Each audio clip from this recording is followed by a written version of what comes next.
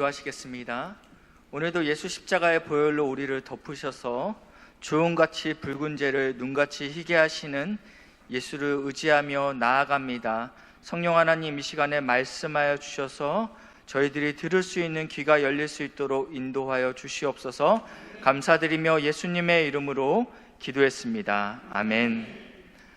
지난 주일은 교회가 한동안 시끄러웠습니다. 왜냐하면 중등부가 수련회 중이었기 때문입니다. 사무실에 앉아 있는데 아이들의 소리가 계속적으로 들려왔습니다. 그 소리를 들으면서 저는 저의 주일학교 시절을 잠시 떠올리게 되었습니다. 제가 신학교를 간다고 하니까 저를 초등부 때 담임했던 권사님께서 찾아오셨습니다. 그러면서 저한테 이렇게 이야기합니다. 박구, 너는 초등학교 5학년 때까지 예배 시간에 장의자 밑을 기어다녔단다 라고 이야기하시더라고요.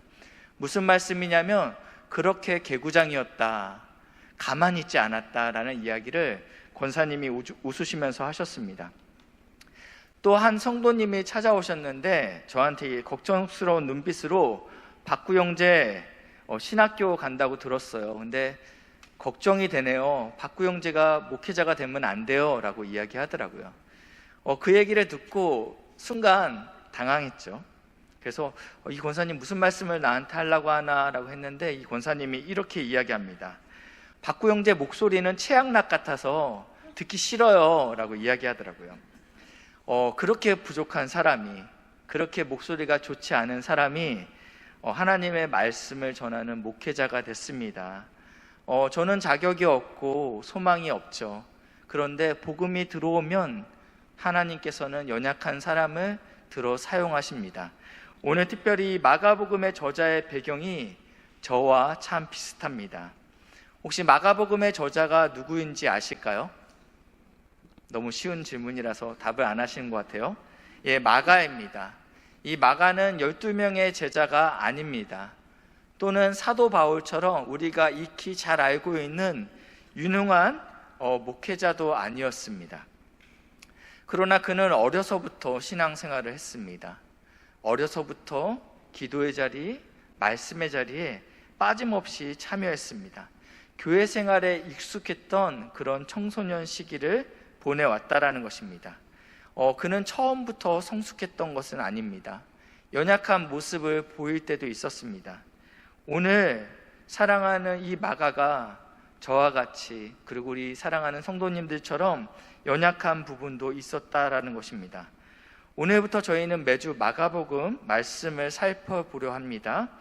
마가에게 역사하셨던 하나님, 마가를 변화시켰던 그 복음이 오늘 우리에게 역사하길 주님의 이름으로 간절히 기도합니다. 먼저 이 마가복음은요, 다른 복음들과 비교해서 가장 짧은 복음서입니다. 16장으로 구성되어 있는데요.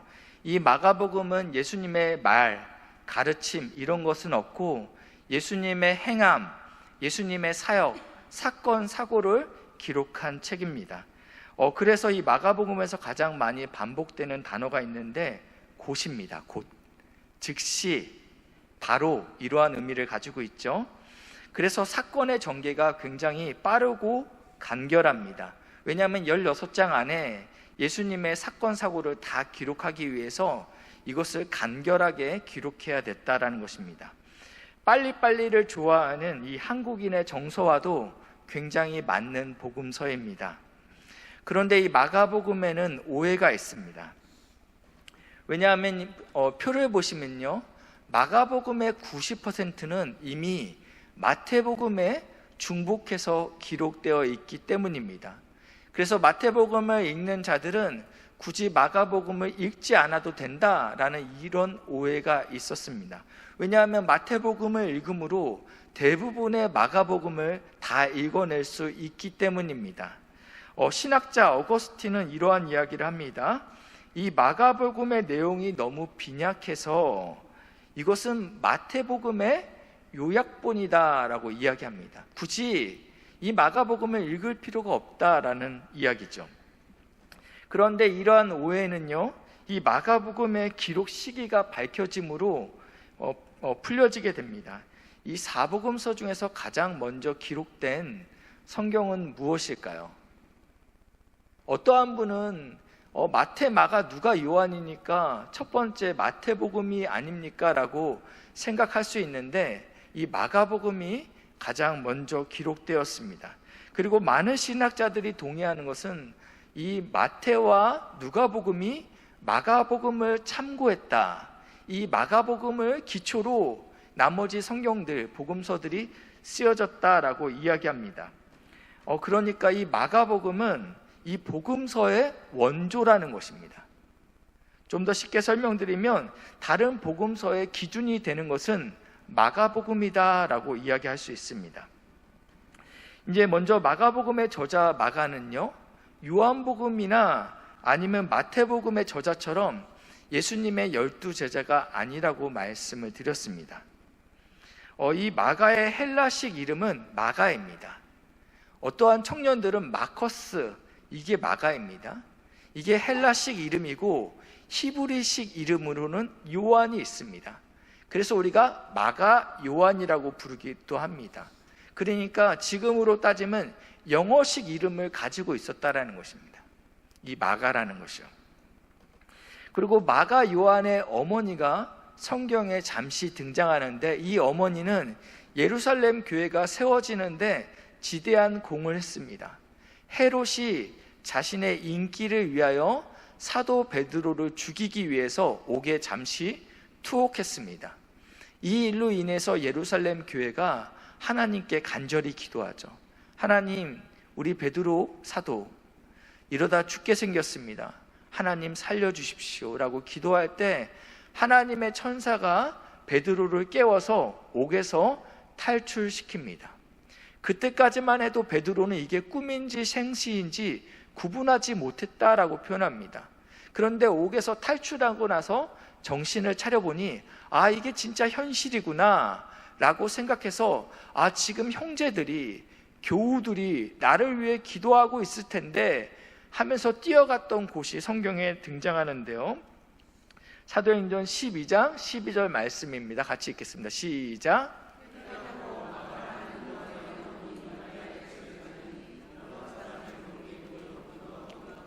아멘. 베드로는 이미 알고 있었습니다. 성도들이 나를 위해 기도할 텐데 어디서 기도할지 알았다라는 거예요. 그곳은 바로 마가라 하는 요한의 어머니 마리아 집이다라고 표현하고 있죠. 많은 신학자들은요, 우리가 이 마가라고 하면 번뜩 떠오르는 장소가 있습니다. 마가의 다락방. 예수님께서 12제자와 함께 최후의 식사를 했던 곳, 그리고 오순절날 120명의 예수님의 제자들과 따르는 무리들이 기도했던 곳, 성령이 임했던 곳이 바로 이 마가의 다락방이다라고 이야기하고 있습니다. 그러니까 이 마가는요, 자신의 부모님의 집이지만 그 집에 다락방이 있는데 이 다락방의 크기가 한꺼번에 120명이 들어갈 정도로 엄청난 큰 집에 살았다라는 것입니다. 유복한 가정이었다라고 이야기할 수 있죠. 그래서 마가의 어린 시절은 수많은 예수님의 제자들이 수시로 드나드는 것을 보고 자랐다라는 것입니다. 사도들의 가르침을 직접적으로 들을 수 있는 기회가 있었다라는 것입니다. 그리고 오순절 성령 강림의 사건에 이 마가도 그것을 볼 수 있는 놀라운 영적인 축복을 누릴 수 있는 복된 삶을 살았다라는 것입니다. 우리 교회에도 이러한 영적인 아주 아름다운 전통이 있습니다. 매년 여름 산기도를 간다라는 것입니다. 이번 주에 식당에서 한 권사님을 만나게 되었습니다. 산기도에 대한 이야기를 하는데 권사님께서 이렇게 말씀하십니다. 목사님, 저는 한 번도 산기도를 빠진 적이 없습니다. 권사님 수십 년간 어떻게 그렇게 하실 수 있어요? 이 권사님께서 수십 년 전에 이 산기도를 너무 사모하는 마음에 산기도에 가기 위해서 교회로 왔는데 조금 늦어서 이 버스가 이미 기도원으로 출발했다라고 이야기합니다. 지금 교통이 발달된 지금 제가 네이버 지도에 찾아보니까 3번의 교통수단을 바깥 타가면서 기도원에 도착하는데 3시간 걸리더라고요. 근데 그 당시만 해도 교통수단이 변변치 않지 않았습니까? 권사님 거기서 포기할 수 있었는데 이불 꾸러미를 끌고, 기도원에 이불이 없었나 봐요. 이불 꾸러미를 끌고 어찌저찌 청량리역까지 갔대요. 근데 비가 너무 많이 와서 권사님 말씀으로는 허리춤까지 비가 왔다고 표현하더라고요. 비가 어느 정도로 왔는지 그 기도원으로 올라가는 버스가 기도원으로 올라가지 못했다라는 거예요. 근데 기어이 기도원에 도착했는데 그 다음 얘기가 제게 잊혀지지 않습니다. 제가 일평생 받았던 은혜 중에 가장 큰 은혜를 그때 받았습니다 라고 이야기하면서 권사님 눈에서 눈물이 글썽글썽 거리더라고요. 제가 권사님을 눈을 통해서 그 감격을 저도 잠시 누릴 수 있었습니다. 우리가 언제 이렇게 간절하게 하나님을 찾았습니까? 기회는 늘 있는 것이 아닙니다. 이 마가의 다락방은 영적인 아지트라고 말씀을 드렸습니다. 예루살렘 교회가 태동하는 그러한 장소가 되었다라고 이야기합니다. 바라기는 이 마가의 다락방에서 일어났던 성령 강림의 역사가 이번 산기도를 통해서, 그리고 다음 주에 있을 우리 유년부와 초등부 성경학교, 그리고 우리 고등부 수련회 가운데 있길 주님의 이름으로 기도합니다. 어린 시절 영적인 추억을 간직했던 마가는 이제는 제법 성인이 되었습니다. 안디옥 교회에서 1차 단기 선교를 간다라는 이야기를 마가는 듣게 된 것 같습니다. 이 안디옥 교회 1차 단기 선교의 선교 대원은 2명으로 나와 있습니다. 바로 안디옥 교회의 교역자 바나바와 그리고 사울입니다. 사도행전 13장 1절에 보시니까 이 안디옥 교회 선지자들과 교사들, 그러니까 섬기는 자들, 말씀을 가르치는 자들, 교육자들을 의미합니다. 첫 번째는 바나바, 그리고 시므온, 세 번째는 루기오, 네 번째는 마나엔, 그리고 마지막에는 사울, 우리가 바울이라고 알고 있는 그 사울의 이름이 등장하고 있습니다. 우리는 이것은 동서양을 막론하고 동일한 것 같습니다. 가장 영향력 있고 중요한 사람을 가장 앞에 두는 것입니다. 이 당시에 이 안디옥 교회, 이해하기 쉽게 설명하자면 안디옥 교회의 담임 목사는 바나바였습니다.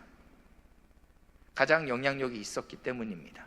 그리고 많은 교육자가 나오는데 이 사울, 나중에는 바울이라고 바뀌는 이 사울은 정말 죄송합니다. 이해를 쉽게 하기 위해서 교육 전도사였던 것 같습니다. 그런데 이 안디옥 교회에서 이 2명의 사역자를 단기 선교를 보냅니다. 사울은 이때까지만 해도 아직 예루살렘 교회 안에서 그들의 이 사울의 회심에 대해서 퀘스천 마크를 갖고 있었습니다. 언제 변심할지 몰라. 저 사울이 예수 믿는 사람을 죽이기 위해서 다메섹까지 쫓아갔잖아. 그런데 예수님을 만났다고 말하고 있죠.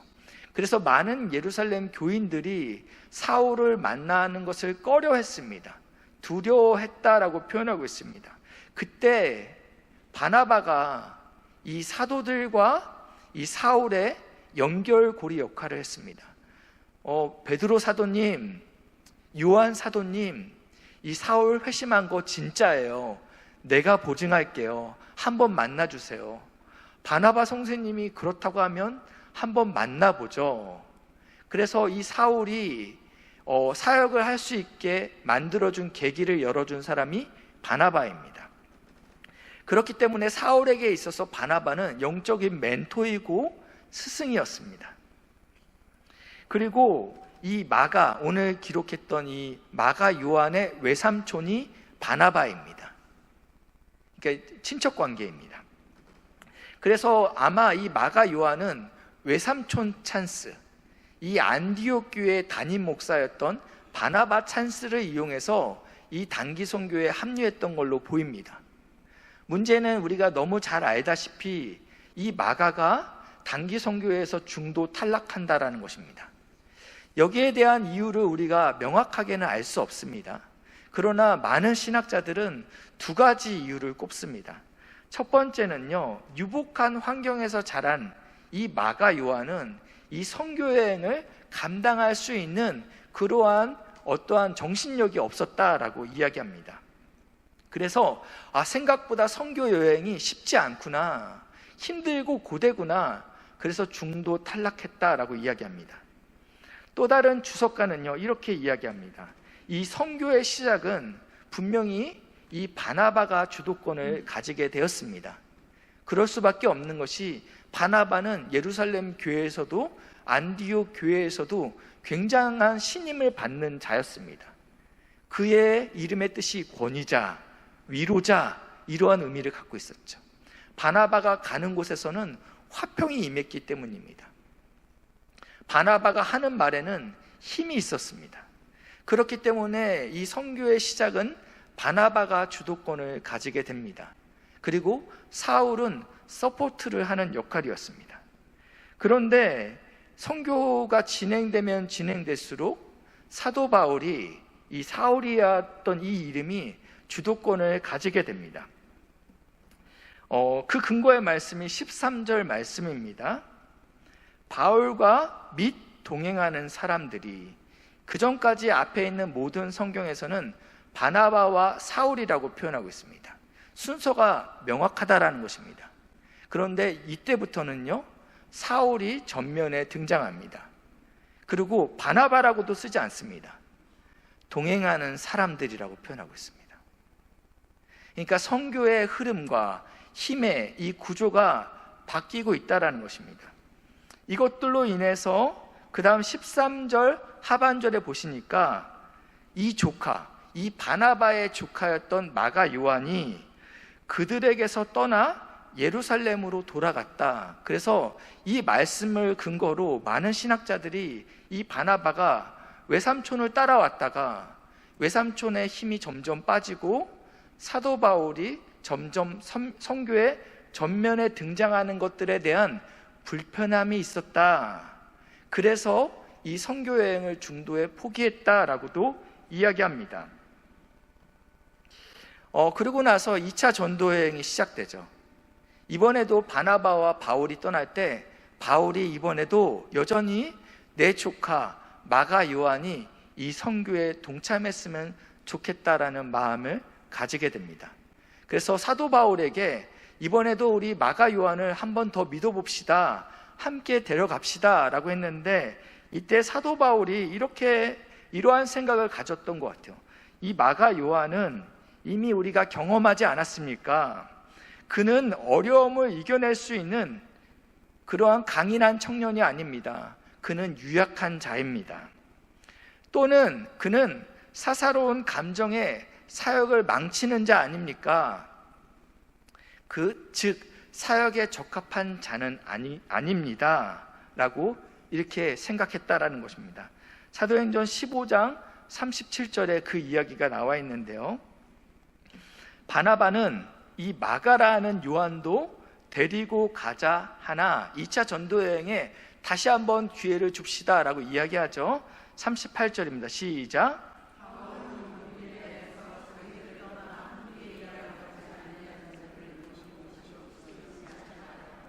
바울은 반대 의견을 얘기합니다. 이미 한 번 실패한 자입니다.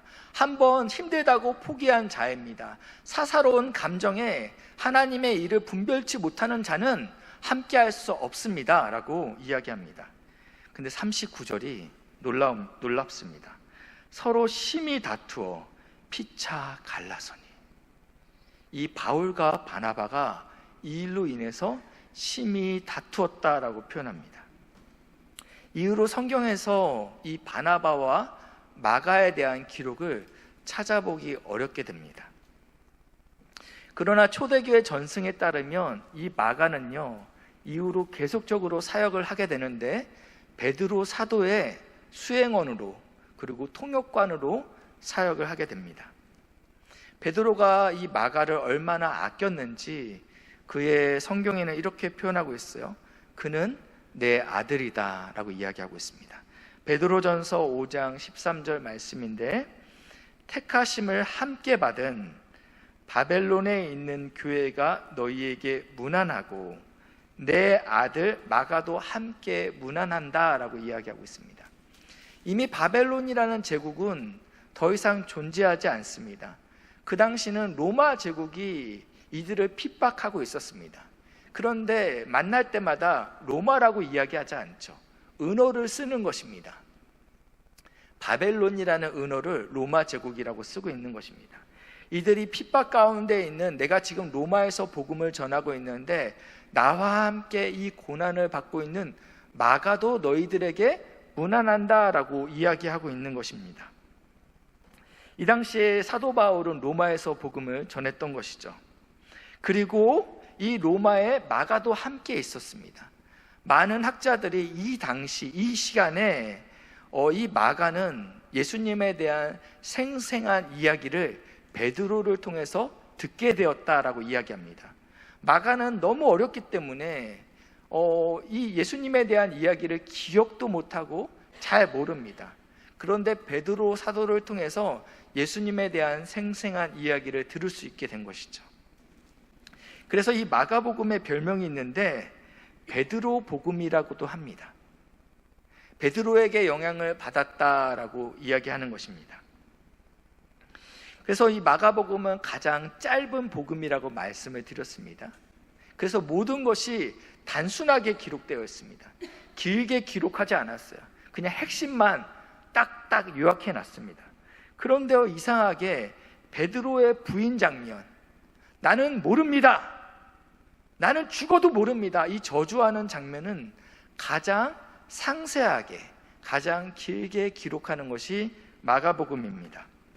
만약에 베드로가 이 복음을 기록했다면 마가에게 그건 빼, 부끄럽다, 그냥 베드로가 그랬다고 하지 말고 예수님의 제자 중 누가, 어떤 이가 그랬다라고 써라고 이야기할 법한데 베드로는 그렇게 이야기하지 않습니다. 사람이라면 자기의 실수를 덮고 싶어 합니다. 이것이 우리의 기본적인 본성이죠. 그런데 베드로는 그렇게 하지 않습니다. 예수님의 수제자였고 그리고 예루살렘에서 가장 존경받았던 이 베드로가 자신의 부족함을 가감없이 마가에게 기록하게 했다라는 것입니다. 제가 성경 두 군데만 찾아볼 것인데요, 첫 번째는 마가복음 9장 5절 말씀입니다. 같이 읽겠습니다. 시작.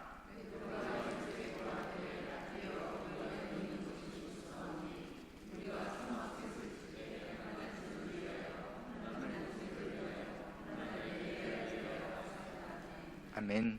목사님, 이 이야기는 다른 복음서에도 나오는 거 아닙니까? 맞습니다. 저렇게 똑같이 나옵니다. 예수님이 변화산에서 놀랍게 변화됐습니다. 모세와 엘리야와 함께 이야기하는 장면을 보고 베드로가 아주 멋있는 이야기를 하는 거죠. 예수님을 위하여, 모세를 위하여, 엘리야를 위해서 내가 이것을 하겠습니다 라고 이야기했어요. 다른 복음서에서는 여기서 끝나요.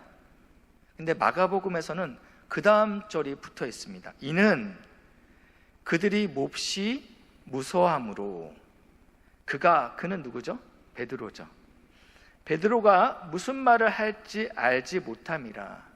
어떠한 성령 충만해서 이러한 말을 한 것이 아니라 이 상황이 어찌할지 모르는 거예요. 그러니까 그냥 아무 말이나 내뱉었다라는 것을 이렇게 표현하고 있는 것입니다. 이것은 본인밖에 몰라요. 내가 왜 이 이야기를 했는지 본인만 알 수 있는 이야기라는 것이죠. 다른 복음서에서는 여기까지 끝내지만 굳이 마가복음에서는 내가 정말 그때는 무서웠어, 그래서 그냥 아무 말이나 막 한 거야 라고 기록하고 있습니다. 두 번째는요, 마태복음에서는 겟세마네 동산에서 예수님이 기도하다가 이 제자들이 자는 모습을 보고 제자들에게 이렇게 말씀합니다.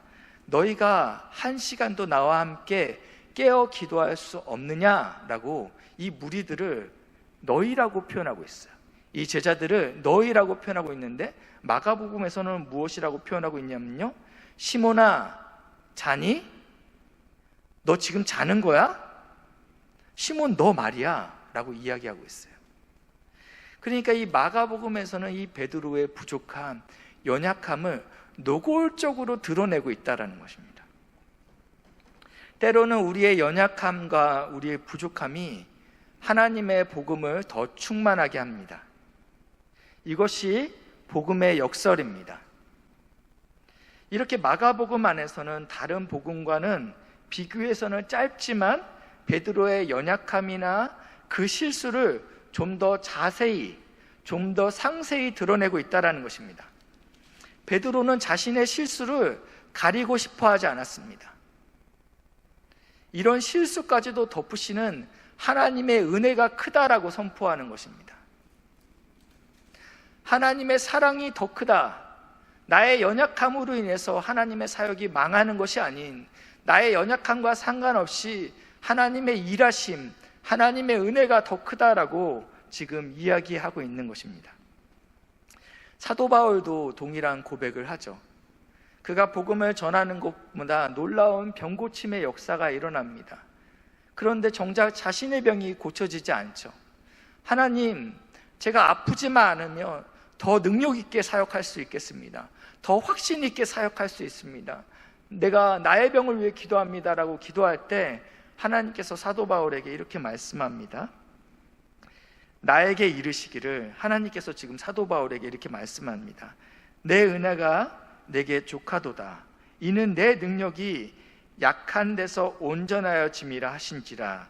그러므로 도리어 크게 기뻐함으로 나의 여러 약한 것들에 대하여 자랑하리니 이는 그리스도의 능력이 내게 머물게 하려 함이라. 아멘. 10절입니다. 같이 읽겠습니다. 시작.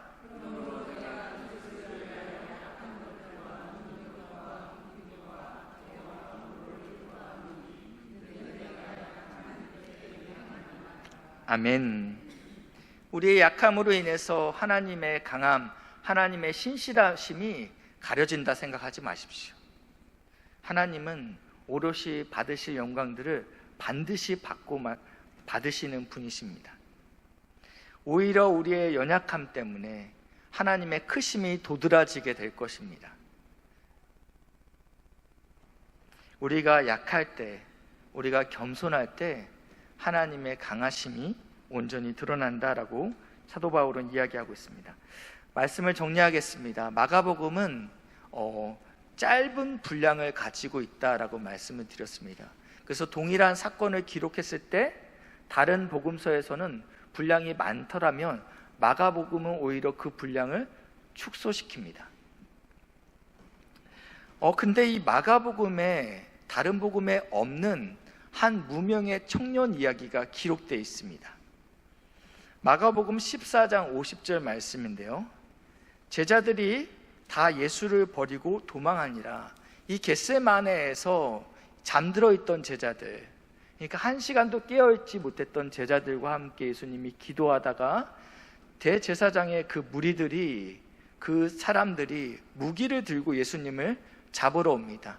그때 이 제자들이 예수님을 버리고 다 도망가죠. 그때 51절입니다. 한 청년이, 제자가 아닌 것이죠, 이 청년이 벗은 몸에 아마 잠을 자고 있다가 예수님이 잡혀갔다라는 소문을 듣고 아주 바쁘게 옷을 차려입을 수 있는 그러한 정신도 없이 이불을 두르고 지금 예수님을 따라가게 됩니다. 그러나 어떻게 됩니까? 그의 시도, 그의 호기로운 시도가 너무 허무하게 무너지게 됩니다. 잡히게 되자, 그래 이놈들아 나도 죽여라, 내가 예수를 따르는 자다라고 이야기하잖아요. 잡히게 되자 그 이불을 벗어던지고 알몸으로 도망갔다라고 성경에 아주 치욕스러운 사건이 기록되어 있습니다. 이 청년의 소식은요, 본인이 입으로 얘기하기 전에는 아무도 알 수 없는 사건입니다. 왜냐하면 이 당시에 제자들은 이미 도망갔기 때문입니다. 그러나 이 부끄러운 사건, 걸음아 날 살려라, 정말 급박하게 도망갔던 이 사건, 이 장면을 목격한 자도 없었고 이 청년만 입을 다문다면 아무도 알 수 없는 이 사건, 신학자들은 공통적으로 이 청년이 바로 마가복음을 기록한 마가 요한이라고 이야기하고 있습니다. 그는 예수님의 십자가의 길에서 도망친 자신의 벗은 듯한 부끄러운 모습을 담담히 기록하고 있다는 것입니다. 나도 실패했던 사람이야. 나 예수님을 따르기 위해 결단했지만 부끄러운 모습으로 도망간 자가 나다라고 성경에 기록하고 있는 것입니다. 어쩌면 사도 바울의 그 생각, 사람은 고쳐 쓰는 게 아니지, 한 번 실수하고 두 번 실수했으면 사역자로서는 적합한 자가 아니야 라고 생각했던 이 사도 바울의 생각이 맞을 수도 있는 것 같습니다. 그러나 이 사도 바울이 그 말년에 옥에 갇히게 됩니다. 그런데 골로새 교회에 하나님의 교육자가 필요한 것입니다.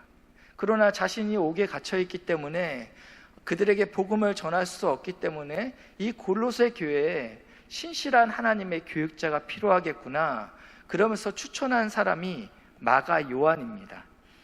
골로새서 4장 10절 말씀인데요, 나와 함께 갇힌 아리스다고와, 이 복음으로 인해서 사도 바울이 옥에 갇히게 됩니다. 이제는 꼼짝달싹 할 수 없는 것이죠. 근데 이 아리스다고라는 동역자도 함께 옥에 갇혀 있었습니다. 그때 생각나는 자가 있었는데 바나바의 생지, 그러니까 바나바의 조카라는 것이죠. 바로 그 마가. 이 마가에 대하여 너희가 명을 받았음에 네 골로새 교회가 마가를 내가 너희에게 추천했다. 그가 이르거든 영접하라. 예전의 마가가 아니야. 예전에 그 벗은 몸으로 도망갔던 그 청년 마가가 아니야. 1차 전도 여행 때문에 사사로운 감정으로 인해서 전도 여행을 망쳤던 그 마가가 아니야. 이제는 어여치 하나님의 사역자야 라면서 이들에게, 이 골로새 교회에게 이 마가 요한을 추천하고 있습니다. 그리고 이제는 동역자를 넘어서 이 마가 요한은 사도 바울에게는 없어서는 안 될 유익한 자가 되었다라고 성경에 기록합니다. 디모데후서 4장 11절 말씀인데요, 같이 읽겠습니다. 시작.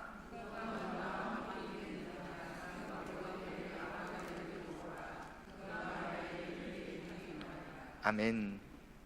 이제는 그 디모데후서는 사도 바울의 마지막 서신이라고 우리가 알고 있습니다. 그의 마지막 때 다 떠났는데 나에게 가장 필요한 사람이 누구다라고 이야기하면 마가 요한이다라고 이야기합니다. 하나님의 복음이 찾아오자 교회의 박해자였던 사울은 복음 전도자 바울로 변화되었습니다. 유약했던 청년 마가는 이제는 사도 바울의 유익한 동역자가 되었다라고 이야기합니다. 오늘도 누구든지 하나님의 아들 예수 그리스도를 만나게 되면 각자의 삶에서 복음이 시작된다라고 말씀하고 있습니다. 그래서 마가복음의 시작은 이러한 선포로 시작됩니다. 다 같이 읽겠습니다. 하나님의 아들 예수 그리스도의 복음의 시작이다. 아멘. 하나님의 아들 예수 그리스도께서 우리의 역사 가운데 들어오셨다라고 선포하고 있는 것입니다. 하나님의 아들 예수님께서 우리의 인생에 찾아오셨다. 이것이 진짜 복음이다. 이것이 진짜 기쁜 소식이다. 그전에는 유약했을지 몰라도 이제는 유익한 자가 되었다. 이전에는 복음의 박해자가 되었을지 몰라도 하나님의 아들 예수가 찾아옴으로 이제는 하나님의 사역자가 되었다. 이 고백을 이러한 식으로 하고 있습니다. 오늘 이 복음이 여기 계신 성도님들과 저에게 일어나길 주님의 이름으로 축복합니다.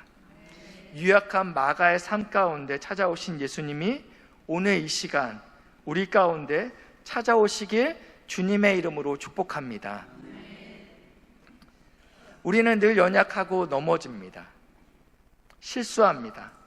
그런데 우리의 삶 가운데 이미 복음이 시작되었습니다. 그리고 지금도 진행 중에 있습니다. 그리스도의 복음의 능력만이 우리를 온전케 하실 수 있습니다. 그러한 복된 은혜가 성도님들 삶 가운데, 저의 삶 가운데 있길 주님의 이름으로 축복합니다.